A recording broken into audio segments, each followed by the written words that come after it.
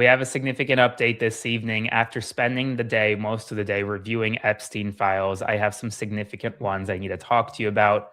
I need to show you. Some mention the president of the United States. They mention wealthy and powerful people. Some are complete over redactions where the Trump administration, the Department of Justice, has redacted information that should be made public.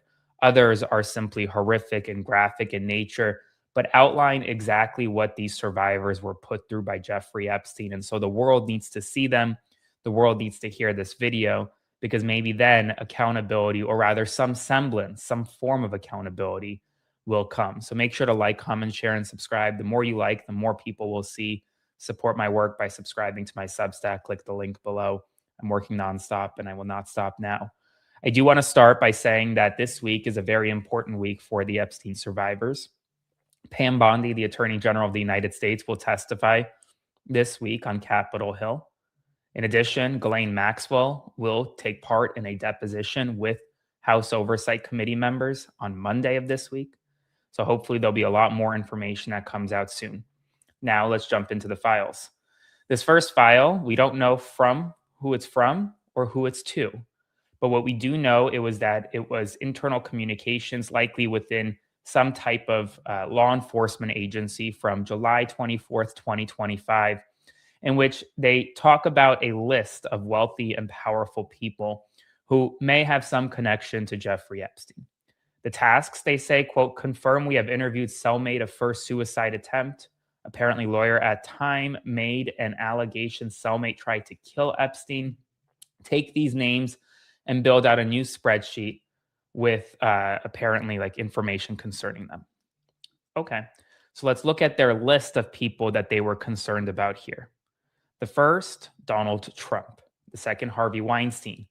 Third, Andrew, formerly known as Prince Andrew. Glenn Dubin, Jess Staley, Leon Black, Les Wexner, who actually will be testifying in front of House Oversight Committee members, I believe on February 18th.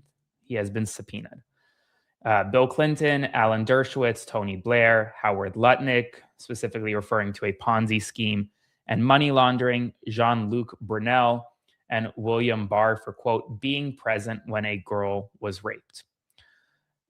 I saw this email and it reminded me of this presentation, which is a presentation of powerful names that were associated with Jeffrey Epstein, outlining a number of allegations based on tips and other evidence received by the FBI. Now, I want to make clear, none of these individuals have been criminally charged, and I'm not suggesting that there is sufficient evidence to criminally charge any of them. I'm merely saying that this is a FBI document that was created with allegations against each of these individuals. I want to zoom in on the President of the United States, where you have those two allegations which have been publicly spoken about already. And then below him, you have Harvey Weinstein. Now, I do also want to talk, because a new pattern that I'm seeing emerging in these Epstein files is the over-redaction of names that could be co-conspirators of Epstein's. And I want to show you this first one. All you see is age 10, and then you have a JPEG image. This was sent to Jeffrey Epstein on September 22nd, 2016. Who was it sent from? That's unclear. If what appears is happening in this email chain is that this person was sending Jeffrey Epstein a picture of a child aged 10. And yet it is completely redacted. Let's continue to the next one.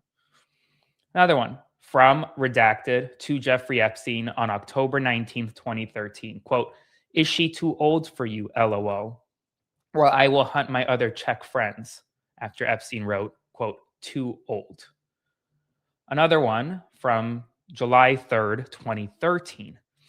Hi, Barbaro. Okay, so the answer from Jeffrey on Alex is too old and no working papers. So who is sending this to Jeffrey Epstein, that's unclear. But what it does show is that there were communications about either children or potentially women who were adults at the time. And their communications showed that these individuals were too old for Jeffrey Epstein. Okay. But my question is, why was the name redacted in the to send? Doesn't make any sense, right? Doesn't make any sense to me either. I do want to show you the next email I'm going to show you is probably one of the most horrific emails in the entire files that I've seen thus far. And so this is a trigger warning. The reason why I'm showing you this is because hopefully people will see how horrific, truly what these survivors had to go through, what had to endure. And maybe then they will see this and say, okay, it's time for accountability. Let's begin. This email chain is between a survivor and Jeffrey Epstein. The survivor in this email chain specifically talks about contracting an infection. She said that Epstein was the only person who had been sexually involved with her, expressing confusion and distress about how she became ill, and talking about how uncomfortable she was going to a male physician that Jeffrey Epstein presumably forced her to go to. That is directly from the files. It is a horrific email. I'm not going to read you the exact text of the email by any means because it's not worth it. But just look at horrific. It is bad. It is bad. Now, I do want to move on and talk about another development that's arose in these files, and that's the connection between Jeffrey Epstein, Russia, and potentially Israel as well.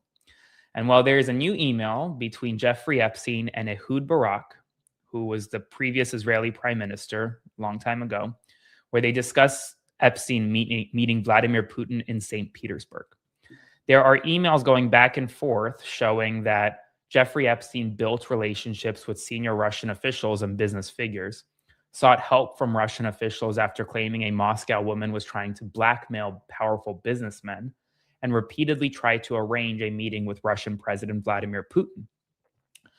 The private emails show persistent efforts through the 2010s to arrange a meeting with Putin. In this case, he spoke to Ehud Barak as a potential intermediary. He also used former Norwegian Prime Minister Thorbjørn Jagland as an intermediary as well. It's unclear whether or not that meeting was ever set. And this other email, which I want to show you, is internal communications regarding bringing a survivor to the United States to assist with Jeffrey Epstein's, the investigation into Epstein's horrific crimes. She had been living in Israel at the time. This is internal communications within the U.S. Attorney's Office where they're discussing how to bring her from overseas to the United States of America, to testify, to do something. So these are very horrific. They're very jarring. And I'm going to continue digging. I will have more updates for you soon. We're through tens of thousands, 100,000 plus documents at this point, but we can't stop now. This is going to be a very important week. I'm going to be on the Hill meeting with a lot of folks this week, so stay tuned. Like, comment, share, and subscribe. Support my work. Subscribe to my Substack. Click the link below.